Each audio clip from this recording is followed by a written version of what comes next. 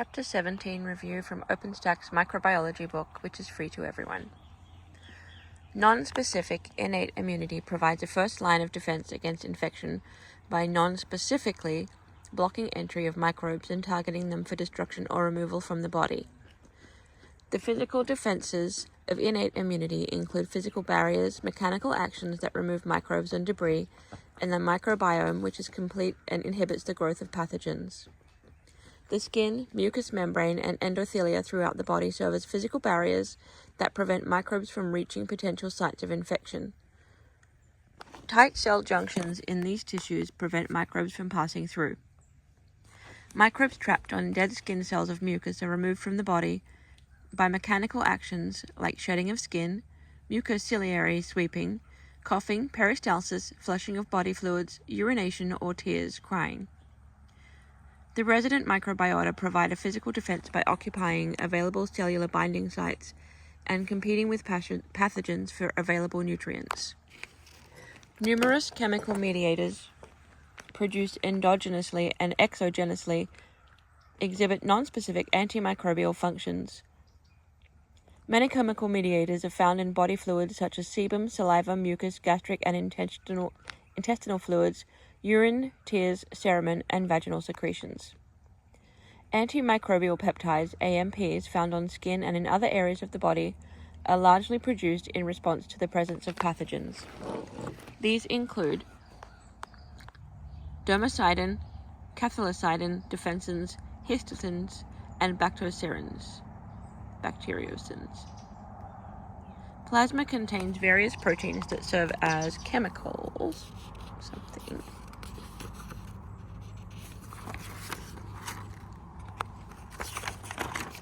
Chemical mediators include acute phase proteins, complement proteins, and cytokines.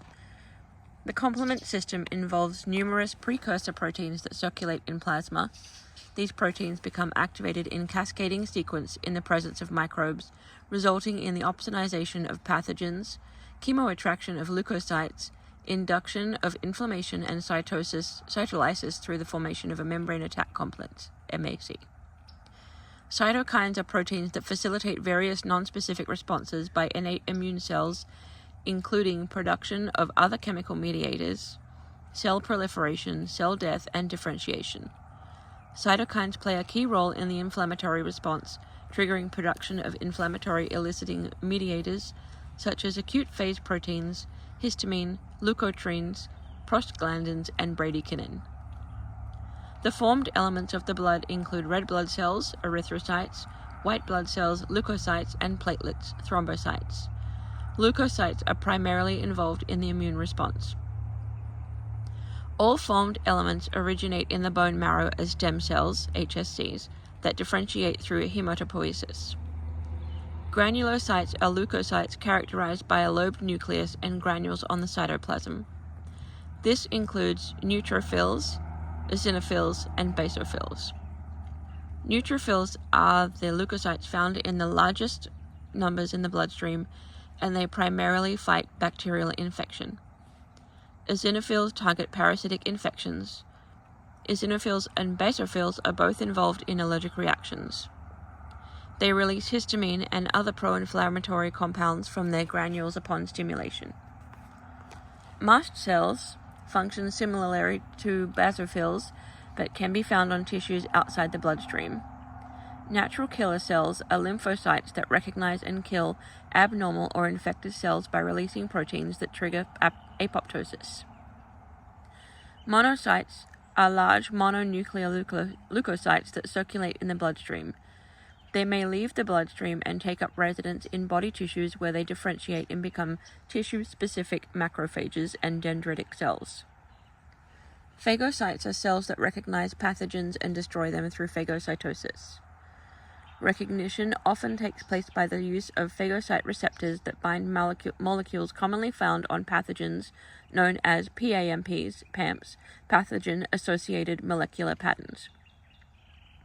The receptors that bind PAMPs are called pattern recognition receptors, toll-like receptors, and one type of PRR found on phagocytes. Extravasation of white blood cells through the bloodstream into the infection occurs through the process of transendothelial migration. Phagocytes degrade pathogens through phagocytosis, which involves engulfing the pathogen, killing and digesting it, and phagolysosome, then excreting it as undigested matter. Inflammation results from the collective response of chemical mediators and cellular defenses to an injury or infection. Acute inflammation is short-lived and localized to the site of injury or infection. Chronic inflammation occurs when the inflammatory response is unsuccessful and may result in granulomas and scarring. The 5 signs of inflammation are erythema, edema, heat, pain, altered function. These largely result from the innate responses that draw increased blood flow to the injury or infection tissue. Fever is a system-wide sign of inflammation that raises the body temp and stimulates the immune response. Both inflammation and fever can be harmful if the inflammatory response is too severe. A fever of 100.4 needs to be treated. The innate nonspecific immune system is a generalized and nonspecific set of defenses against a class or group of pathogens. The epidermis constantly sheds dead skin cells and microbes attached along with it. The blood-brain barrier uses a particularly dense suite of tight junctions to prevent microbes from entering. Cytokines serve as chemical signals between cells and stimulate a wide range of nonspecific defense. Bacteriocins and defensins are types of antimicrobial peptides. Sebum is a chemical mediator secreted onto skin. Lectin is the complement activation pathway triggered by the binding of acute phase protein to a pathogen. Histamine, leukotrienes, prostaglandins, and bradykinin are examples of chemical mediators that promote inflammation. White blood cells are referred to as leukocytes. Hematopoiesis occurs in the bone marrow. Granulocytes are a type of white blood cells, leukocytes. PAMPs are found on the surface of a pathogen. PRRs on phagocytes bind to PAMPs on bacteria, which triggers the uptake and destruction of pathogens. Opsonin-dependent phagocytosis is where a pathogen is first coated with a molecule such as a complement protein, which allows it to be recognized by phagocytes.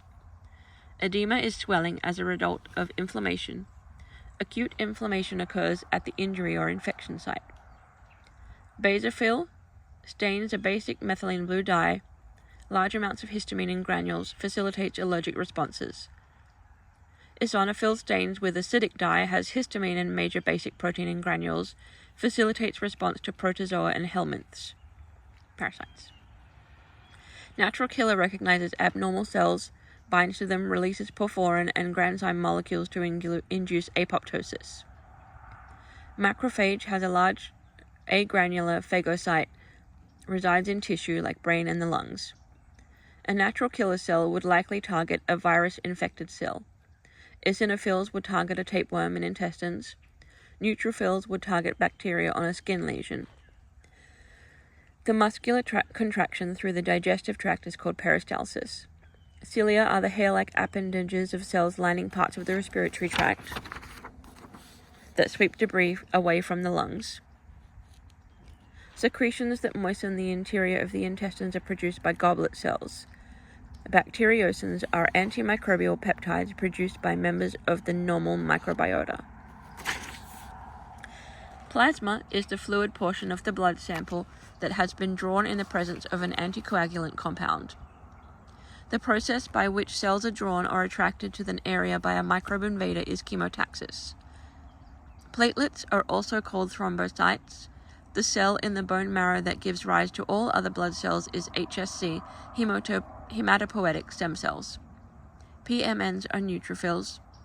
Kupffer cells residing in the liver are a type of macrophage. Mast cells are similar to basophils but reside in tissues rather than circulating in the blood. Extravasation diapedesis refers to the exit from the bloodstream of neutrophils and other circulating white blood cells. Toll-like receptors are examples of pattern recognition receptors, PRRs. A granuloma is a walled-off area of infection tissue that exhibits chronic inflammation. The hypothalamus is the part of the body that's responsible for regulating body temperature. Erythema, heat, and redness occur when the small blood vessels dilate in the inflamed area, bringing more blood closer to the skin surface. Chapter 18 of Microbiology from OpenStax, which is free to everyone. Adaptive immunity is an acquired defense against foreign pathogens that is characterized by specificity and memory. The first exposure to an antigen stimulates a primary response, and subsequent exposures stimulate a faster and strong secondary response. Adaptive immunity is a dual system involving humoral immunity, antibodies produced by B cells, and cellular immunity, T cells directed against intracellular pathogens. Antigens, also called immunogens, are molecules that activate adaptive immunity. A single antigen possesses smaller epitopes, each capable of inducing a specific adaptive immune response. An antigen's ability to stimulate an immune response depends on several factors, including its molecular class, complexity, and size.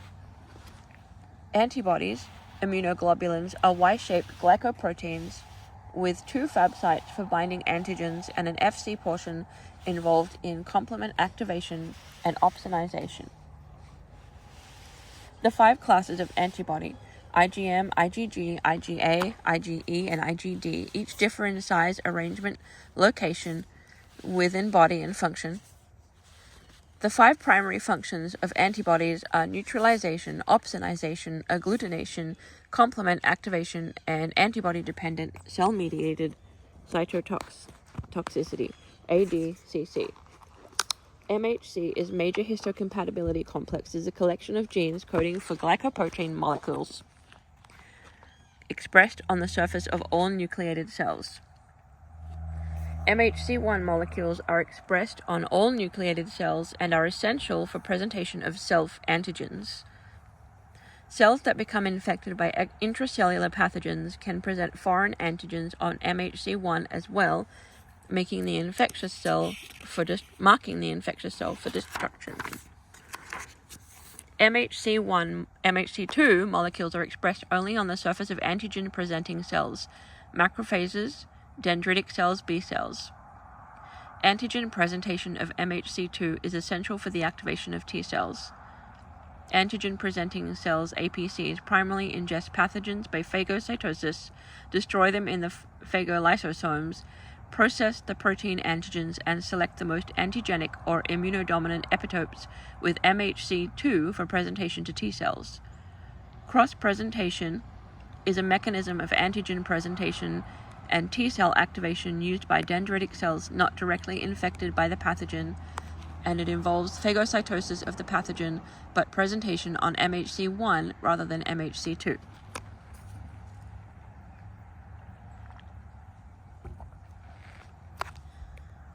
Immature T lymphocytes are produced in the red bone marrow and travel to the thymus for maturation. Thymic selection is a 3-step process of negative and positive selection that determines which T cells will mature and exit the thymus into the peripheral bloodstream. Central tolerance involves negative selection of self-reactive T cells in the thymus, and the peripheral tolerance involves anergy and regulatory T cells that prevent self-reactive immune responses and autoimmunity. The TCR is similar in structure to the immunoglobulins but less complex. Millions of unique epitope-binding TCRs are encoded through a process of genetic rearrangement of V, D, and J gene segments. T cells can be divided into 3 classes: helper T cells, cytotoxic T cells, and regulatory T cells, based on their expression of CD4 or CD8, the MHC molecules with which they interact for activation and their respective functions. Activated T helper cells differentiate into Th1, Th2, and Th17, or memory T cell subtypes. Differentiation is directed by the specific cytokines to which they are exposed. They perform different functions related to stimulation of adaptive and innate immune defenses. Memory T cells are long-lived cells that can respond quickly to secondary exposures. Once activated, cytotoxic T cells target and kill cells infected with intracellular pathogens. Killing requires the recognition of specific pathogen epitopes presented on the cell surface using MHC1 molecules. Killing is mediated by porphyrin and granzymes that induce apoptosis. Superantigens are bacterial or viral proteins that cause a non-specific activation of helper T cells, leading to an excessive release of cytokines, causing a cytokine storm, which produces a systemic, potentially fatal inflammatory response. B lymphocytes or B cells produce antibodies involved in humoral immunity. B cells are produced in the bone marrow, where the initial stages of maturation occur, and travel to the spleen for final steps of maturity into naive mature B cells. B cell receptors, BCRs, are membrane-bound monomeric forms of IgD and IgM that bind specific antigen epitopes with their Fab antigen binding regions. Diversity of antigen binding specificity is created by a generic rearrangement of V, D, and J segments, similar to the mechanism of TCR diversity. Protein antigens are called T-dependent antigens because they can only activate B cells with the help of helper T cells. Others don't require this and are T-independent antigens. T-cell independent activation of B cells involves cross-linking of BCRs by repetitive non-protein antigen epitopes. It is characterized by the production of IgM by plasma cells and does not produce memory B cells. T-cell dependent activation of B cells involves the processing and presentation of protein antigens to helper T cells, activation of the B cells by cytokines secreted by the activated Th2 cells, and with plasma cells that produce different classes of antibodies as a result of class switching. Memory B cells are also produced. Secondary exposures to T-dependent antigens result in a secondary antibody response initiated by memory B cells. The secondary response develops more quickly and produces higher affinity, more sustained levels of antibody, and higher affinity for the specific antigen. Adaptive immunity can be divided into 4 distinct classifications: natural active immunity, natural passive immunity, artificial passive immunity, and artificial active immunity. Artificial active immunity is the foundation for vaccination and vaccine development. Vaccine programs not only confer artificial immunity on individuals, but also foster herd immunity in populations. Variolation against smallpox originated in 10th century China, but the procedure was risky because it could cause the disease it intended to prevent. Edward Jenner developed a modern vaccination with inoculating patients with infected materials from cowpox lesions to prevent smallpox. Live attenuated vaccines and inactivated contain whole pathogens that are weak, killed, or inactivated. Subunit vaccines, toxoid vaccines, and conjugate vaccines contain acellular components with antigens that stimulate an immune response. Antibodies are produced by plasma cells. Cellular adaptive immunity is carried out by T cells. A single antigen molecule may be composed of many individual epitopes. Proteins of all classes is the molecule that is most antigenic. MHC1 molecules present processed self-antigens from proteasomes. MHC2 molecules present processed foreign antigens from phagolysosomes. MHC1 is found on all nucleated cells. MHC2 is found only on macrophages, dendritic cells, and B cells. A superantigen is a protein that activates T cells on a nonspecific or uncontrolled manner. The TCR of a helper T cell binds to antigens presenting with MHC2 molecules. Cytotoxic T cells will bind with their TCR to antigens presenting with MHC1 molecules. A cluster of differentiation molecule is a glycoprotein used to identify and distinguish white blood cells. The helper T cell subset involved with antibody production is the Th2. A T-dependent antigen is a protein. For example, IgD is a BCR, B cell receptor. During the lag period of the primary antibody response, you would see the following occur: activation of T helper cells, presentation of antigen with MHC2, and binding of antigen to BCR. If a patient gets rabies, a vaccine for rabies, this is an example of artificial passive immunity. If a patient gets a cold and recovers from it, then gets it again, but doesn't get sick. Natural active immunity. IgG, highest percent in body, 80% can cross placenta. IgA, found in mucus secretions in breast milk, makes up 13% in body. IgM, first class to appear after B-cell activation, biggest in physical size, makes up 6%, less than 1% in IgD is less than 1% in the body, expressed on surfaces of B cells. IgE, less than 1%, involved in allergic response and parasitic infections. IgE eosinophils will be elevated. A live attenuated vaccine. Weakened strain of whole pathogen, chickenpox, German measles, measles, mumps, TB, typhoid fever, yellow fever. Inactivated vaccine. Whole pathogen killed or inactivated with heat or chemicals. Cholera, Hep A, influenza, plague, rabies. Subunit vaccine. Immunogenic antigens, anthrax, Hep B, influenza, meningitis, HPV, pneumococcal, whooping cough. Toxoid vaccine. Inactivated bacterial toxin, botulism, DTP. Conjugate. A capsule form joined to protein, meningitis, streptococcus pneumoniae. The two critically important aspects of adaptive immunity are specificity and memory.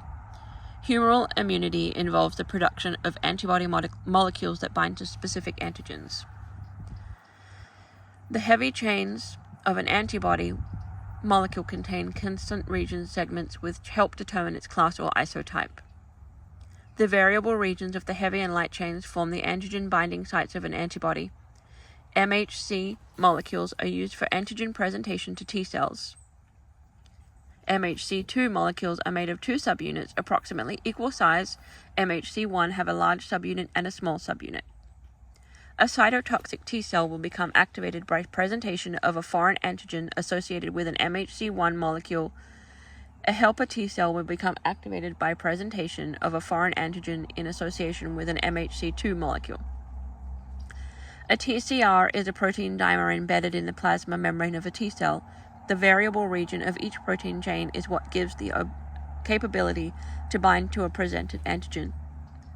Peripheral tolerance mechanisms function on T cells after they mature and exit the thymus. Memory and effector T cells are produced during differentiation. T-dependent antigens can stimulate B cells to become activated and secrete antibodies without assistance from helper T cells. These antigens possess repetitive antigenic epitopes that can cross-link BCRs. An attenuated pathogen is a weakened state. It's capable of stimulating an immune response but does not cause a disease. Artificial passive immunity occurs when antibodies from one individual are harvested and given to another to protect against the disease. Variolation. Scabs from a smallpox victims were used to immunize susceptible individuals against smallpox. Chapter 19 from Microbiology, OpenStax, which is free to everyone. An allergy is an adaptive immune response, sometimes life-threatening, to an allergen. Type 1 hypersensitivity requires sensitization of mast cells with IgE, involving the initial IgE antibody response and attachment to the mast cells. On second exposure to an allergen, cross-linking of IgE molecules on mast cells triggers degranulation and release of preformed and newly formed chemical mediators of inflammation. Type 1 hypersensitivity may be localized and relatively minor, like hives and hay fever, or system-wide and dangerous, systemic anaphylaxis. Type 2 hypersensitivities can result from antibodies binding to antigens on cells and initiating cytotoxic responses. For example, hemolytic transfusion reaction and hemolytic disease of the newborn. Type 3 sensitivities result from formation and accumulation of immune complexes in tissues, stimulating damaging inflammatory responses. Type 4's hypersensitivities are not mediated by antibodies but by helper T cell activation of the macrophages, eosinophils, and cytotoxic cells. Autoimmune disorders result from a breakdown in immunological tolerance. The actual induction events for autoimmune states are largely unknown. Some autoimmune disorders attack specific organs, whereas others are more systemic. Organ-specific autoimmune diseases include celiac disease, Graves' disease, Hashimoto thyroiditis, type 1 diabetes, and Addison's disease. Systemic autoimmune diseases include multiple sclerosis, myasthenia gravis, psoriasis, rheumatoid arthritis, and systemic lupus erythematosus. Treatments for autoimmune diseases generally involve anti-inflammatory and immunosuppressive drugs.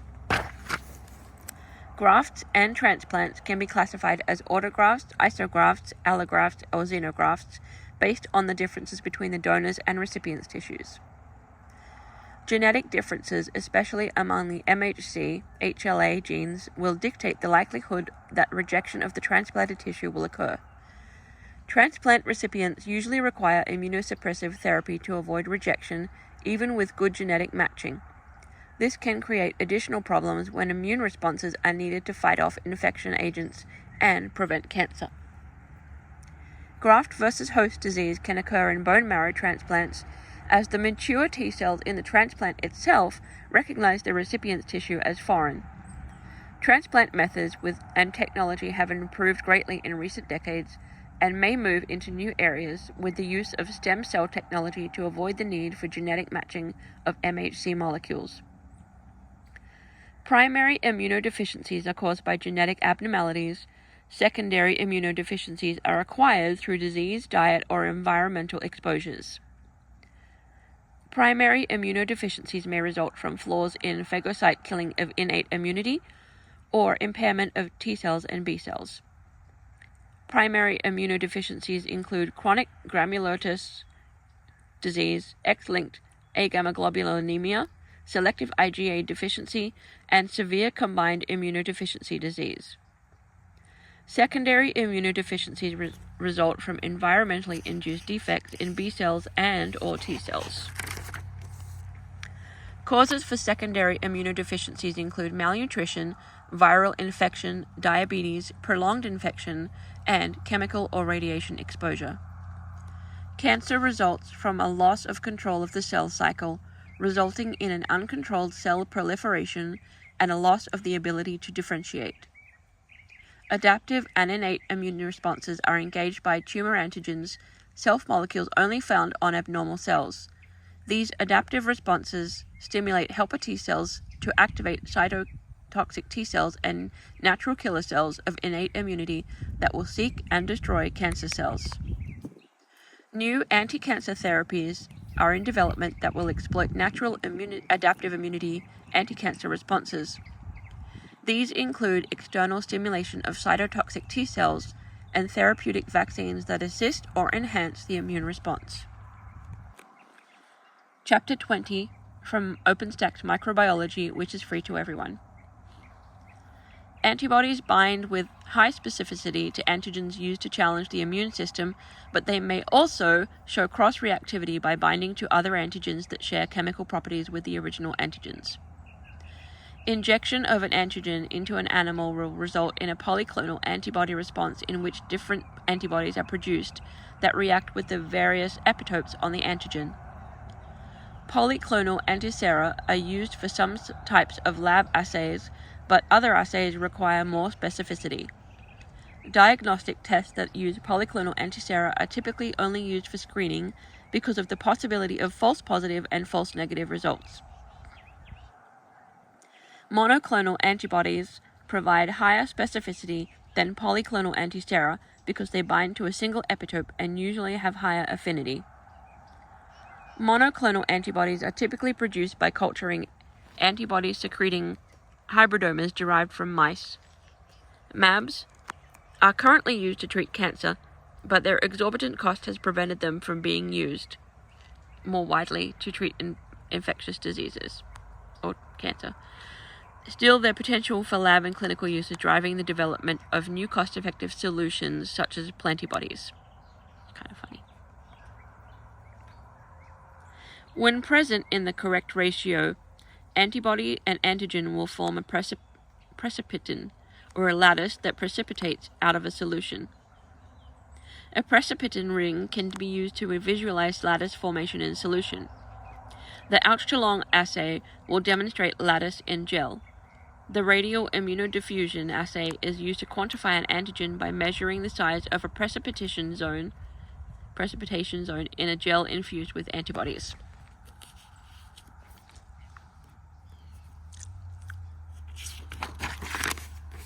Insoluble antigens in suspension will form flocculants when bound by antibodies. This is the basis of the VDRL test for syphilis, in which the anti-treponemal antibodies bind to cardipetin in suspension. Viral infections can be detected by the quantifying virus neutralizing antibodies in a patient's serum. Different antibody classes in plasma or serum are identified by using immunoelectrophoresis. The presence of a specific antigens in a serum can be demonstrated by the Western blot assays, which the proteins, bacterial or viral, are transferred to an nitrocellulose membrane and identified using labeled antibodies. In the complement fixation test, complement is used to detect antibodies against various pathogens. Antibodies can agglutinate cells in large particles or into a visible matrix. Agglutination tests are often done on cards or in microtiter plates that allow multiple reactions to take place side by side using small volumes of reagents. Using antisera against certain proteins allows identification of serovars within species of bacteria. Detecting antibodies against a pathogen can be a powerful tool for diagnosing disease, but there is a period of time before the patients go through seroconversion and the level of antibodies becomes detectable. Agglutination of latex beads in an indirect agglutination assays can be used to detect the presence of specific antigens or specific antibodies in a patient's serum. The presence of some antibacterial and antiviral antibodies can be confirmed by the Coombs test, which uses the Coombs reagent to cross-link antibodies bound to red blood cells and facilitate hemoagglutination. Some viruses and bacteria will bind and agglutinate red blood cells. This interaction is the basis of direct hemagglutination assay, most often used to determine the levels of titer of a virus in a solution. Neutralization assays quantify the level of virus-specific antibody by measuring the decrease in hemagglutination observed after mixing a patient serum with a standardized amount of virus. Hemagglutination assays are also used to screen and cross-match donor and recipient blood to ensure that the transfusion recipient does not have antibodies to antigens in the donated blood. Enzyme immunoassays are used to visualize and quantify antigens. They use an antibody conjugated to an enzyme to bind the antigen, and the enzyme converts a substrate into an observable end product. The substrate may either be a chromogen or a fluorogen. Immunostaining is an enzyme immunoassay technique for visualizing cells in a tissue or examining intracellular structures, immunohistochemistry or immunocytochemistry. Direct ELISA is used to detect antibodies in the patient's serum by attaching antigen to the cell wall of a microtiter plate, allowing the patient's primary antibody to bind to the antigen and an enzyme-conjugated secondary antibody to detect the primary antibody. Immunofiltration and immunochromatographic assays are used in lateral flow tests, which can be used to diagnose pregnancy and various diseases by detecting color-labeled antigen-antibody complexes in urine or other fluids.